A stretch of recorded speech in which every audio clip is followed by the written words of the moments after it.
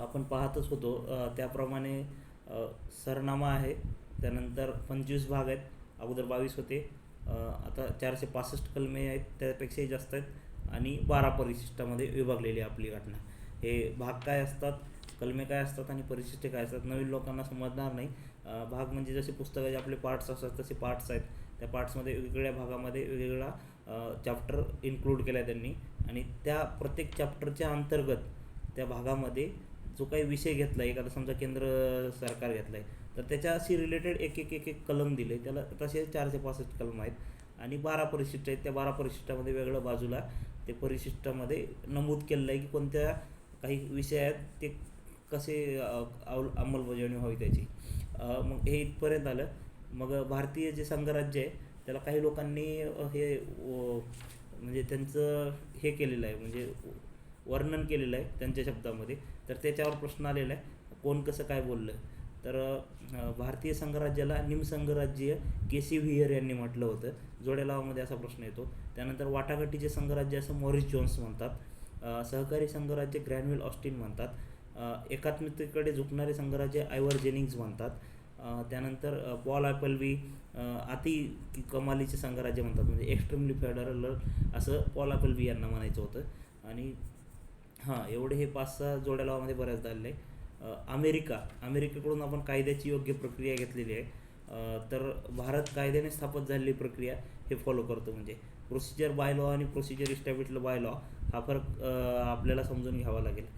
त्यानंतर 1980चा जो Minerva mills खटला होता, त्या मिनर्वा मिल्स खटल्यानुसार भारतीय राज्यघटना मूलभूत हक्क आणि मार्गदर्शक तत्त्वे यांच्या संतुलनावर भक्कम पायावर उभी आहे असं म्हणतं मिनर्वा मिल्स खटला 1980. तोही महत्त्वाचा उल्लेख आहे आपल्यासाठी मिनर्वा मिल्सचा. त्यानंतर मूळ 7 एफआर होते फंडामेंटल राईट्स भारतीय राज्यघटनेत. त्यामध्ये 44वी घटना दुरुस्ती 1978 करून मालमत्ता रद्द करण्यात आलं. मालमत्तेचा जो अधिकार होता तो फंडामेंटल राईटमधला. मग आता मालमत्तेचा हक्क काय, भाग 300 ए भाग 12 कलम 300 या अंतर्गत कायदेशीर हक्क आहे. मग महिलांना मताधिकार कधी कधी मिळाला, ह्याच्या काही इयर्स आहेत. 1920ला USA मिळाला, 1928 ब्रिटन, 1936 रशिया, 1945 फ्रान्स, 1971 स्वित्झर्लंड. तर हा प्रश्न कंबाईन प्री 2018ला आलेला होता, त्यामुळे हा घेतला आपण. पुढचा भाग म्हणजे 1963 साली भारतीय वनसेवेची निर्मिती झाली आणि 1966मध्ये ती अस्तित्वात आली. 1963 भारतीय वनसेवा इंडियन फॉरेस्ट सर्व्हिस IFS 1966मध्ये अस्तित्वात. त्यानंतर 44वी घटनादुरुस्ती 1978 अंतर्गत अशांतता हा शब्द काढून सशस्त्र उठाव टाकला. तर हे कशासाठी आहे, आणीबाणीचा संदर्भ. त्यानंतर 73वी घटनादुरुस्ती 1992 भाग 9 परिशिष्ट 11. 75साठी जी 73वी घटनादुरुस्ती झाली होती 1992ला, त्या भाग 9मध्ये समाविष्ट करण्यात आलं आणि त्याचे रिलेटेड परिशिष्ट 11 आहे. तर 74वी घटनादुरुस्ती 1992 भाग 9A परिशिष्ट 12.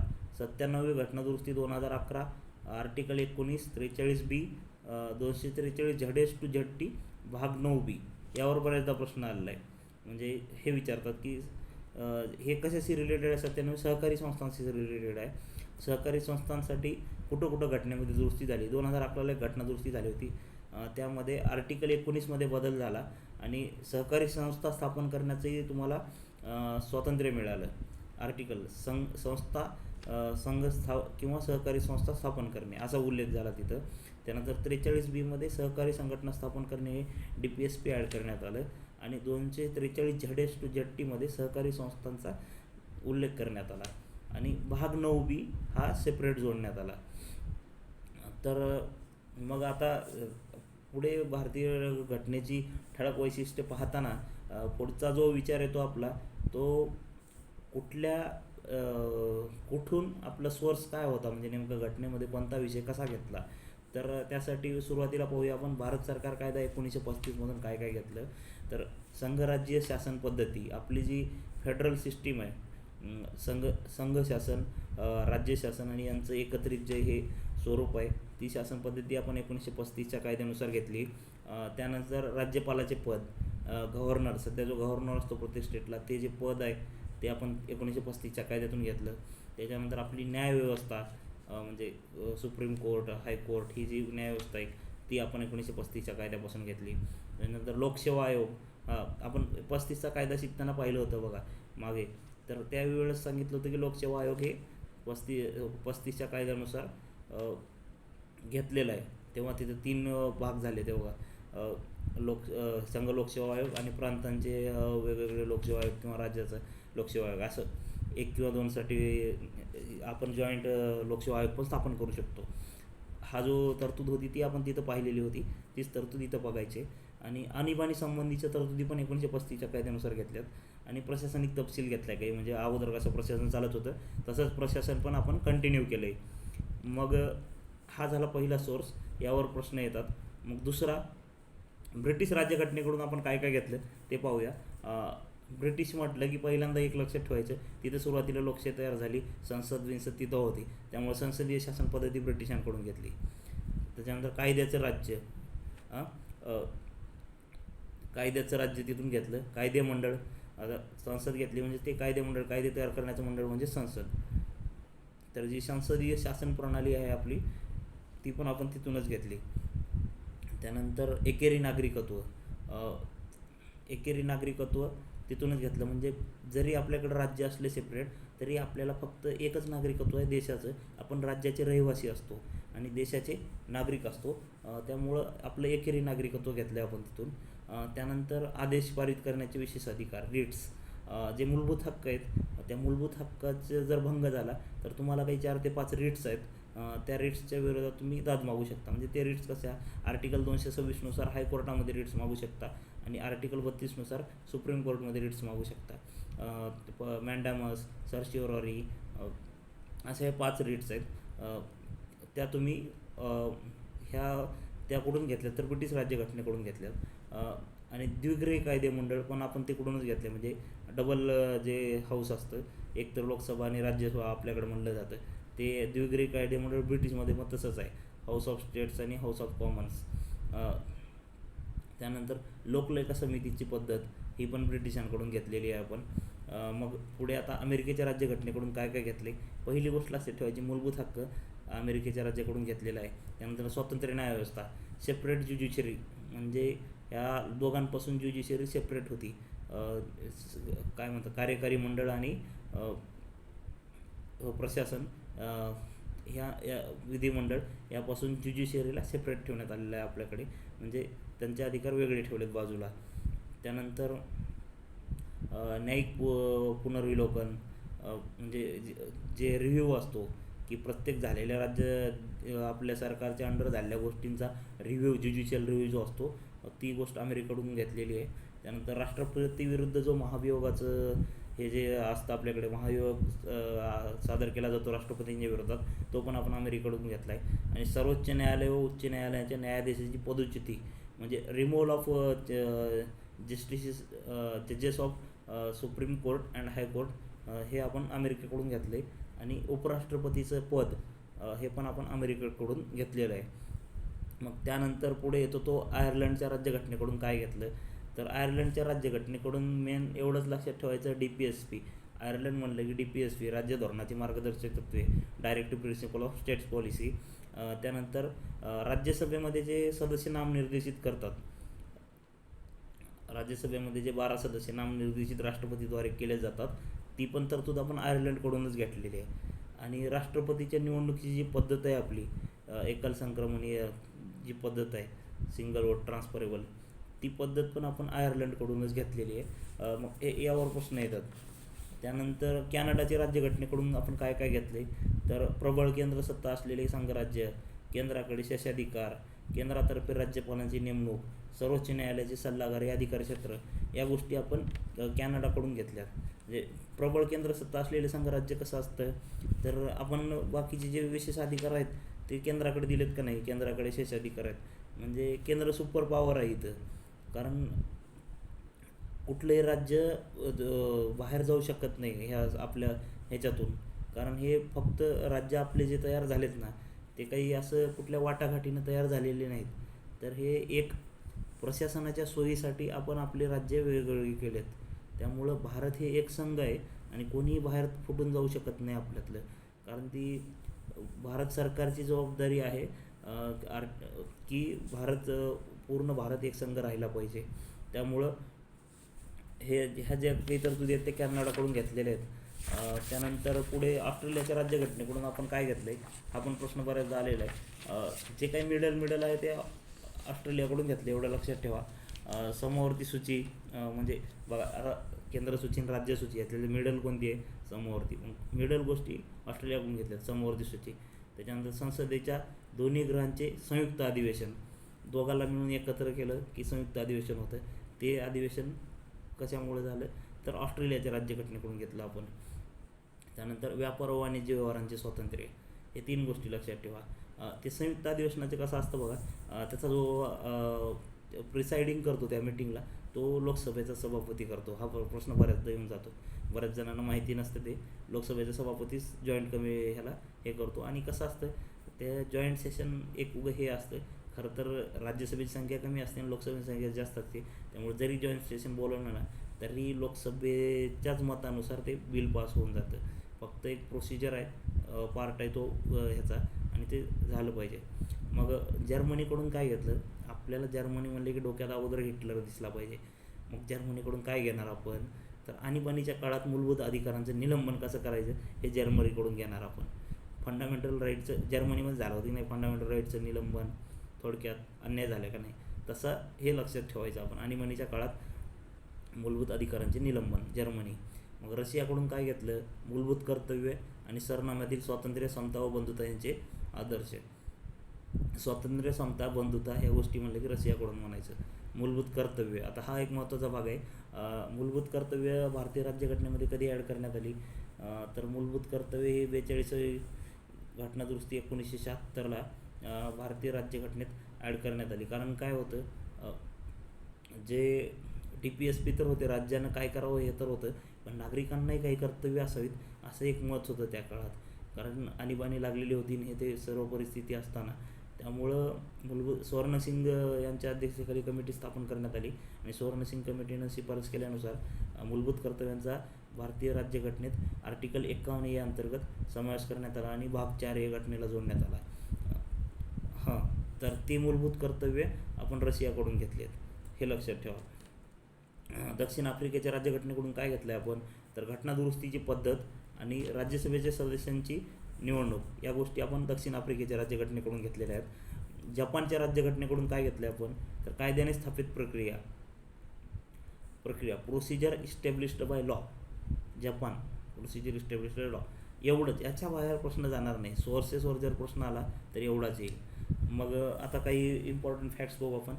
भाग 1 नेमका काय तर भाग 1 संघ व त्याचे क्षेत्र आहे. भाग 2 नागरिकत्वाशी संबंधित आहे. भाग 3 मूलभूत हक्कांशी संबंधित आहे. भाग 4 DPSP संबंधित आहे. DPSP म्हणजे directive principle of state policy, राज्य धोरणाची मार्गदर्शक तत्त्वे.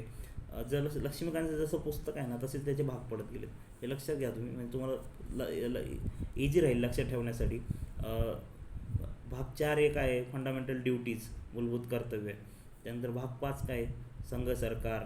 मग भाग 5 अंतर्गत ते कार्यकारी विभाग, संसद, राष्ट्रपतीचे कायदेविषयक अधिकार, संघराज्य न्यायव्यवस्था हे भाग 5मध्ये येतं. भाग 6मध्ये राज्य सरकारचं येतं. मग राज्यपाल, उच्च न्यायालय, दुय्यम न्यायालय हे इकडे येतं भाग 6मध्ये. भाग 7मध्ये काय पहिल्या अनुसूचीतील B मधील राज्य हे रद्द करण्यात आलं आहे भाग 7. भाग 8 काय संघ, राज्य, प्रदेश म्हणजे हे आपले युनियन टेरिटरीज. त्याच्यानंतर भाग 9 काय पंचायती, आपले जे पंचायत राज आहे त्याच्या संदर्भात भाग 9 आहे. भाग 9 हे नगरपालिकेशी संबंधित आहे. भाग 10 अनुसूचित आणि आदिवासी क्षेत्रे संबंधित आहे. भाग 9B सहकारी संस्थांशी संबंधित आहे. भाग 11 केंद्र व राज्य यांचे संबंध, कायदेविषयक संबंध, प्रशासकीय संबंध याचे संबंधित आहे. भाग 12 वित्त, मालमत्ता, करारनामे व खटले, वित्त, ऋण, मालमत्ता, करारनामे. भाग 12 म्हणलं की वित्त एवढं लक्षात ठेवा. त्यानंतर भाग 13 व्यापार, वाणिज्य आणि भारतीय क्षेत्रातील व्यवहार, भाग 13. भाग 14 केंद्र व राज्यातील सेवा, लोकसेवा आयोग याचे संबंधित आहे. भाग 13 जो आहे भाग 14 केंद्र राज्यातील सेवा, हे लोकसेवा आयोग भाग 14शी रिलेटेड आहे समजा. भाग 14 न्यायाधिकरणे आहेत, म्हणजे ती कोणती न्यायाधिकरणे तर ट्रायब्युनल्स जे असतात 323A आणि 323B आय थिंक हे जे ट्रायब्युनल्स आहेत ते पुढे येतील तुम्हाला सिलेबसमध्ये. ते भाग 14 हे लक्षात ठेवा. भाग 15 हा निवडणुकीशी संबंधित आहे. इलेक्शनच्या रिलेटेड ज्या काही गोष्टी आहेत त्या भाग 15मध्ये येतील. मग भाग 16 काही वर्गांबाबत विशेष तरतुदी आहेत. थोडक्यात आपण पाहिलंच होतं SC ST OBC यांच्यासाठी तरतुदी आहेत. भाग 17 अधिकृत भाषा आहे. यावर प्रश्न आलेला आहे आयोगाचा बऱ्याचदा. संघराज्याची भाषा कलम 343 ते 344, प्रादेशिक भाषा 345 ते 347, सर्वोच्च उच्च न्यायालयाच्या भाषा 348 ते 349, विशेष आदेश 350 ते 351. हे भाग 17 आहे. त्यानंतर मग एवढंच लक्षात ठेवायचं. एवढे 17 भाग तेवढे महत्त्वाचे आहेत. मग पुढे आपण पाहणार आहोत की परिशिष्टे. तर आणखीन एक 3-4 भाग राहिलेले आहेत आपले भारतीय राज्यघटनेचे, महत्त्वाचे घेऊ आपण. भाग 18 आणीबाणी विषय आहे. भाग 19 इतर काहीतरी लिहिले आहे त्यामध्ये. भाग 20 घटना दुरुस्ती आहे. भाग 21 तात्पुरत्या संक्रमणी व विशेष तरतुदी भाग 21साठी. ह्याच्यातला महत्त्वाचा भाग 18च आहे, आणीबाणी विषयक तरतुदी. आणीबाणी चॅप्टरमध्ये आपल्याला ते येऊन जाईल. मग पुढे काही परिशिष्ट दिलेले आहेत. परिशिष्ट 1 राज्यांची नावे व त्यांचे क्षेत्र. आर्टिकल 1 काय म्हणतं? India that is the Bharat shall be the union of states rather than the federation of states. हा जे वाक्य आहे ते परिशिष्ट 1 संघराज्याचे नाव आणि त्याचे जे राज्यांचे क्षेत्र आहे हे सगळा उल्लेख परिशिष्ट 1मध्ये आहे. परिशिष्ट 2 कशाशी रिलेटेड आहे हे बऱ्याचदा विचारलेलं आहे. वेतन भत्ते विशेषाधिकार याबाबतचे तरतुदी, म्हणजे पेमेंट जे असतं कोणाला किती काय द्यायचं विशेषाधिकार ह्याच्या तरतुदी परिशिष्ट 2मध्ये आहेत. मग त्यामध्ये कोणाकोणाचे नाव आहेत ह्याच्यावर प्रश्न आलेला आहे. राष्ट्रपती, राज्यपाल. बघा जे घटनात्मक पद आहेत त्या दोघाला दिले, राष्ट्रपती आणि राज्यपाल. आता वरचे जे 2 सभागृह आहेत, लोकसभा, राज्यसभा, या 2 सभागृहाचे प्रतिनिधी मेन आणि त्यांचे उपाध्यक्ष, अध्यक्ष, उपाध्यक्ष. यानंतर तसंच स्टेटमध्ये विधिमंडळ, दोन्ही सभागृहाचे अध्यक्ष, उपाध्यक्ष. SCचे न्यायाधीश सुप्रीम कोर्टाचे आणि हायकोर्टाचे जजेस, न्यायाधीश आणि कॅग एवढ्याच लोकांचं वेतन भत्ते दिले. ह्याच्यामध्ये उपराष्ट्रपती नाही. बघा प्रश्न असा विचारतो परिशिष्ट 2मध्ये उपराष्ट्रपतींचा समावेश आहे, इथं उपराष्ट्रपती नाव नाही. त्यामुळं हे लक्षात ठेवायचं, असे प्रश्न येतात. मग परिशिष्ट 3मध्ये काय आहे तर परिशिष्ट 3मध्ये ज्यावेळेस पद स्वीकारते, कोणती घटनात्मक पद स्वीकारताना मोठं, त्यावेळेस त्यांना शपथ घ्यावी लागते. त्या शपथेचा नमुना परिशिष्ट 3मध्ये दिला आहे किंवा कोण कशी घेणार ते सांगितले. कोण कोण घेतं परिशिष्ट 3नुसार शपथ हा प्रश्न बऱ्याचदा येऊन जातो. केंद्रीय मंत्री घेतात, संसदेच्या निवडणुकीतील उमेदवार घेतात, संसद सदस्य घेतात, SC जजेस, SC जजेस घेतात, कॅग घेतो, राज्यातील मंत्री घेतात, राज्य विधिमंडळ सदस्य घेतात. राष्ट्रपती परिशिष्ट 3नुसार शपथ घेत नाही, हे लक्षात ठेवा. कलम 62मध्ये त्याची सेपरेट शपथ दिलेली आहे. प्रश्न कुठे येतो तर राष्ट्रपती परिशिष्ट 3मध्ये उल्लेख आहे असा येतो. परिशिष्ट 3मध्ये राष्ट्रपतीच्या शपथेचा उल्लेख नाही, हे लक्षात ठेवा. परिशिष्ट 4 कशाची आहे तर राज्यसभेतील जागांची विभागणी ह्याच्या संबंधित परिशिष्ट 4 आहे. राज्यसभेमध्ये जे काही स्टेटला रिप्रेझेंटेशन असतं ते स्टेटला रिप्रेझेंटेशन कशा स्वरूपाचं आहे हे आपल्याला परिशिष्ट 4मध्ये समजून जाईल. परिशिष्ट 5 कसे संबंधित आहे? एकदम मजेशीर आहे बरं का हे परिशिष्ट 5. ह्याच्यावर बऱ्याचदा मेन्सला प्रश्न आलेला आहे. परिशिष्ट 5 अनुसूचित क्षेत्रे व ST यांच्या प्रशासन व नियंत्रण संबंधित तरतुदी. मग प्रश्न इथं नाही आहेत, हे विचारत नाही काय, फक्त एवढं लक्षात ठेवायचं परिशिष्ट 5 अनुसूचित क्षेत्राशी संबंधित आहे. पण त्यामध्ये विचारलं हे जातं की परिशिष्ट 5मध्ये कोणत्या राज्यांचा समावेश होतो. टोटल 10 राज्य आहेत. 10 राज्य लक्षात कशी ठेवायची, एक ट्रिक आहे. 36 MP झार ओरी, म्हणजे छत्तीसगड, मध्य प्रदेश, झारखंड, ओरिसा. 36 MP झार ओरी हे 4. आणि त्याच्यानंतर मग आपल्याकडे यायचं महाराष्ट्र, त्याच्या बाजूचं तेलंगणा, आंध्र प्रदेश. मग त्याच्या वर जायचं, वर आहे राजस्थान झालं की त्याच्या वर जायचं गुजरात, हिमाचल प्रदेश, असं लक्षात ठेवायचं. म्हणजे हे 6 आणि ते वरचे 4, 10. कसं 36 MP झार ओरी हे लक्षात राहील तुमच्या. 36 MP झार ओरी. आणि बाकीचे 6 कोणते तर हे इकडचे, म्हणजे महाराष्ट्राला सेंटर धरायचं, महाराष्ट्र, त्याच्या बाजूत तेलंगणा, आंध्र प्रदेश हे 3, त्याच्यानंतर वर गेलं आपल्याला लागून गुजरात आहे, त्याच्यानंतर राजस्थान आहे, राजस्थान झालं की हिमाचल प्रदेश आहे. ह्या गोष्टी लक्षात ठेवा तुम्ही. हे 10 राज्य विचारले जातात परीक्षेला. मग त्यानंतर परिशिष्ट 6. परिशिष्ट 6मध्ये मागच्याच राज्यसेवा मेल 2019चा प्रश्न आहे. परिशिष्ट 6मध्ये कोणत्या राज्यांचा उल्लेख होतो? तर परिशिष्ट 6मध्ये मेघा ATM हे लक्षात ठेवायचं. मेघालय, आसाम, त्रिपुरा, मिझोरम हे वाक्य लक्षात ठेवायचं. मेघा ATM, मेघालय, आसाम, त्रिपुरा, मिझोरम या राज्यातील आदिवासी क्षेत्रांच्या प्रशासनाशी संबंधित तरतुदी परिशिष्ट 6मध्ये आहेत. एवढं लक्षात ठेवलं की झालं. मग पुढे परिशिष्ट 7 केंद्रसूची, राज्यसूची, समवर्ती सूची या विषयाशी संबंधित. परिशिष्ट 7 आता तुम्हाला लक्षात आलं पाहिजे केंद्रसूची काय असतं, राज्यसूची काय असतं, समवर्ती सूची. केंद्रसूचीमध्ये केंद्रानं कोणत्या विषयावर काम करावं याला केंद्रसूची म्हणतात. राज्यसूची राज्यानं कोणत्या करावं, कोणत्यावर कायदे करणं किंवा त्यांचं हे असं अधिकार वाटून घेतलेत. समवर्ती म्हणजे दोघांनी करायचे. मग ज्याच्यात भांडणं लागले ना तर मोठा म्हणजे कोण, केंद्राचे मोठे धरायचे.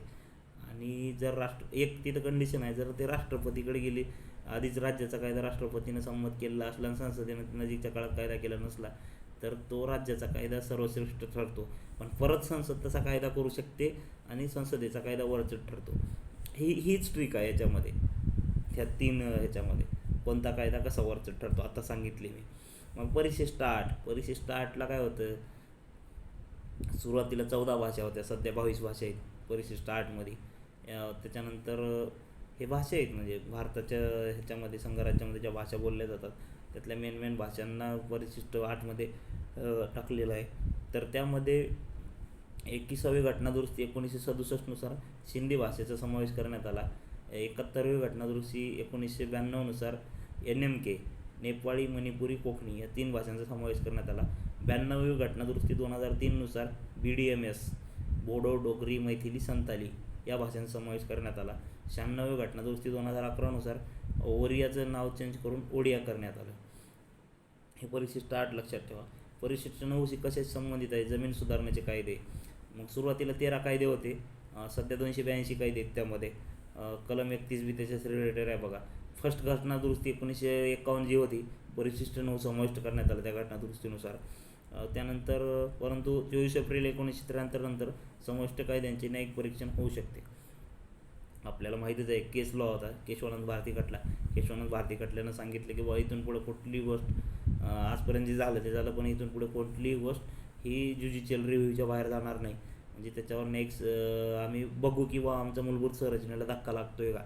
त्यामुळे तिथून नवीन टर्म आली मूलभूत संरचना. राज्यसेवेलाही प्रश्न विचारला की मूलभूत संरचना ही संकल्पना कोणत्या खटल्यात आली, केशवानंद भारती 1973.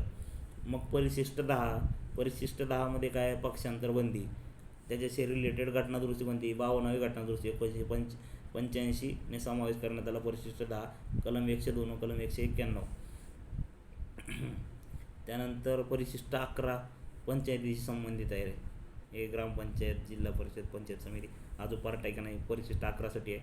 त्याच्यामध्ये 29 विषय आहेत.